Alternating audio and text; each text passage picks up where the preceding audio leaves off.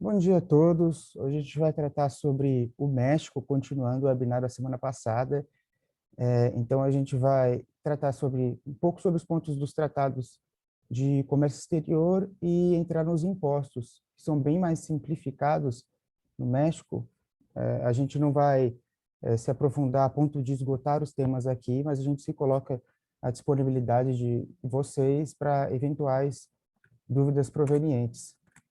Então, vamos lá. Tratar aqui primeiramente sobre três acordos econômicos. O Acordo de Complementação Econômica número 53, né, que beneficia principalmente a indústria de produtos químicos, bens de capital, metalomecânicos, fotografia, celulose e alguns produtos do setor agroalimentar. O Acordo de Complementação Econômica número 55, que abrange produtos do setor automotivo, veículos e autopeças, que é um mercado forte no México, em parceria com o Brasil. A maior parceria que se estabelece no Brasil acaba sendo nesse ramo. É o Acordo de Preferência Tarifária Regional número 4, que de preferência comercial de 20% sobre os impostos ad valorem, né, que seria o caso do IVA, sobre produtos não incluídos na lista de exceção, porque no caso do IVA, a gente vai ver mais para frente, ele varia numa alíquota de 0 a 16%, e muitas alíquotas acabam entrando nessa questão do 0%. Encontrei isso na internet. A Síria acabou se intrometendo. Voltando. A representação comercial no México ela é prevista. Você possui a figura de importadores diretos, representantes, agentes de venda, distribuidores, varejistas e empresas subsidiárias de importadores estrangeiros, ou seja, através de uma procuração, você consegue exercer a venda direta no México por esse representante comercial. O Banco do Brasil ele possui um escritório no México, mas para contar com os programas de crédito do BNDES, se recomenda que se trate o tema no Brasil, porque o atendimento no México não é o público. Aqui esse slide foi apresentado no webinar anterior, essa lâmina especificamente, mas é bom entender os parceiros de exportação e importação. Relembrar que os Estados Unidos acaba figurando com 80% das exportações e 49% das exportações. O Brasil, nas exportações, é o quinto maior parceiro, com 1,2%.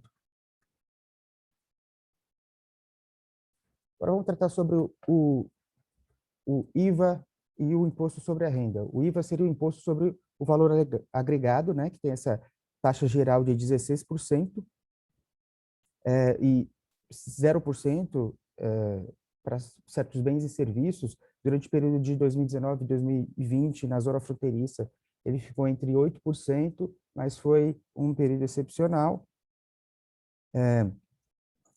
A taxa de 8% ficaria entre serviços, bens não industrializados, água, produtos destinados à alimentação, patentes médicas, ouros, livros, periódicos, revistas, fertilizantes, tratores para implemento agrícola. Todos esses serviços entram dentro dessa taxa de 0% do valor do IVA.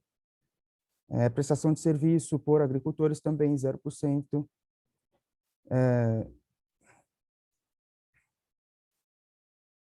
A renda de maquinários, sucos, néctares, concentrados, caviar,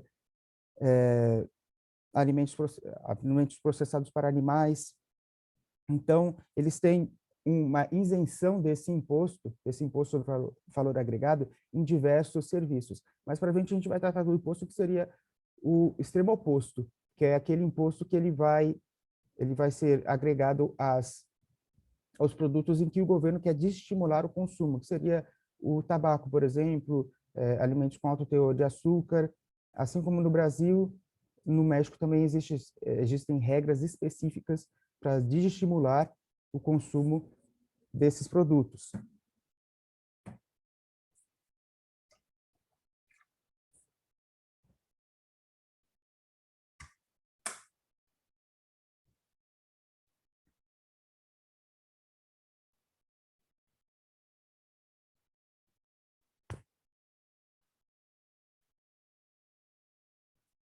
entrando aqui sobre a questão do ISR, que seria o Imposto sobre a Renda, ele é cerca de 30% para empresas, né, mesmo as mexicanas, e ele pode aumentar progressivamente até atingir o teto de 35%.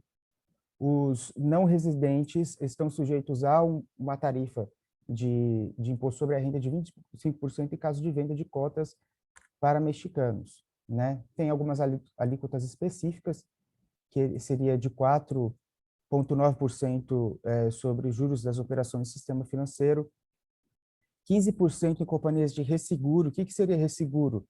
Seria uma companhia que se especializa em assegurar os sinistros. Então, em eventual sinistro, esse valor despendido, que envolve, inclusive, o calção, o valor inicial que você precisa aportar para conseguir receber o valor referente ao seguro, e, em outro ponto também, uma seguradora de seguradoras, ou seja, eles protegem as próprias seguradoras dos sinistros através de contratos que são denominados de resseguro. Existe uma alíquota específica de 40% se algum dos sócios ou parte relacionada possui patrimônio em paraíso fiscal, né? Isso é uma normativa que serve tanto para estimular a evasão fiscal, quanto para ter um retorno, uma reparação, no caso de não ter como proteger, né, a evasão dessas contribuições. E também, sobre os royalties, a alíquota específica seria de 25%. Umas informações sobre, no caso de pessoas físicas, elas precisam de domicílio fiscal, né, para ter que pagar o ISR. Assim como no Brasil, inclui todas as formas de rendas, e por eles não terem um imposto específico sobre os serviços, também inclui, em alguns casos, os serviços. E as deduções, quando calculadas para ISR, são permitidas, que seriam serviços médicos odontológicos, contribuições de seguro social, gastos pessoais ou de pessoal, ou seja, os gastos que você tem com os funcionários, em caso de empresa, as doações para as doações para obras de caridade, no caso. E também, no caso do imposto sobre a renda, existe um tratado de bitributação, em que o Brasil é signatário, e também diversos outros países, em que, no caso de um imposto pago no país de origem, você não é obrigado a pagar novamente nesse outro país, né? Então, seria esse acordo de bitributação. Desde 2007 já é vigente entre Brasil e México. Se você pagou esse ISR, seja retido, né, esse imposto sobre a renda, seja retido, seja na fonte, você não precisa pagar novamente no país, no outro país. E aí, por fim, o IEPS, que seria esse imposto específico sobre mercadorias como tabaco, combustível fóssil, bebidas com teor elevado de açúcar, e também uma tarifa adicional de 8% estaria no caso de sorvetes, snacks, que são alimentos com alto teor calórico. Algumas observações básicas, né, que no México eles possuem uma documentação específica adequada ao país. Isso é comum em toda a América Latina, mas o México ele possui algumas particularidades em seus documentos e nos seus procedimentos. Apesar de ser mais simples, não é nada que quem enfrentou o sistema tributário brasileiro, quando encontra um sistema tributário como o do México, vê uma situação bem mais simples para lidar, mas tem que ter cuidado com as peculiaridades, assim como tem que ter cuidado com a questão dos impostos em qualquer país.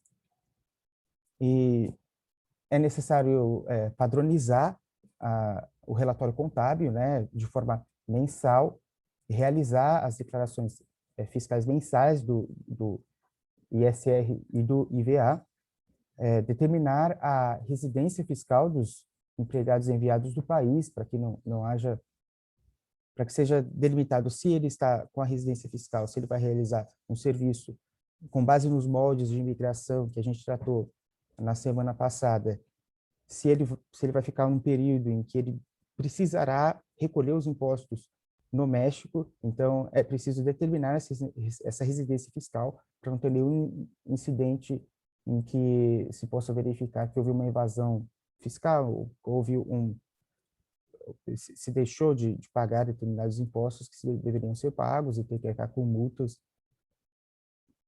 E essa residência fiscal, é necessário analisar ela de acordo com o país de origem do empregado e não do país em que a empresa está sediada, no caso. Então, os benefícios em que essa pessoa vai ter, eles dizem respeito a esse país do qual ela é originada. Então, se você tem uma empresa brasileira, mas o seu engenheiro é alemão, o seu engenheiro é americano, então você deve observar as regras de pagamento de impostos do país, né?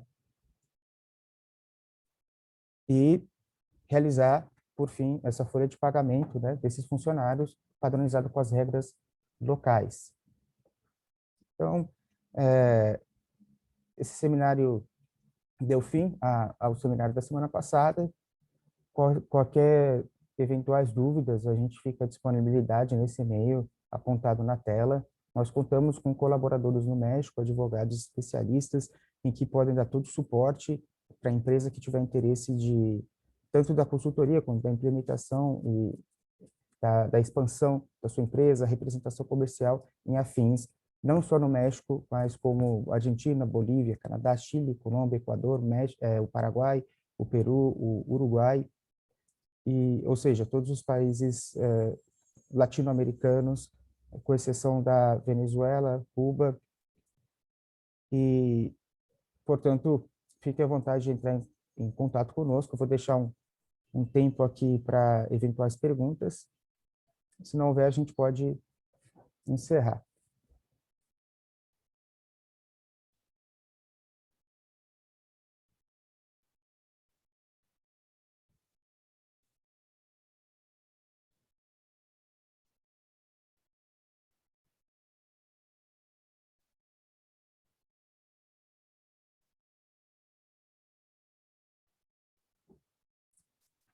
Ok, bom dia a todos e a gente fica à disponibilidade.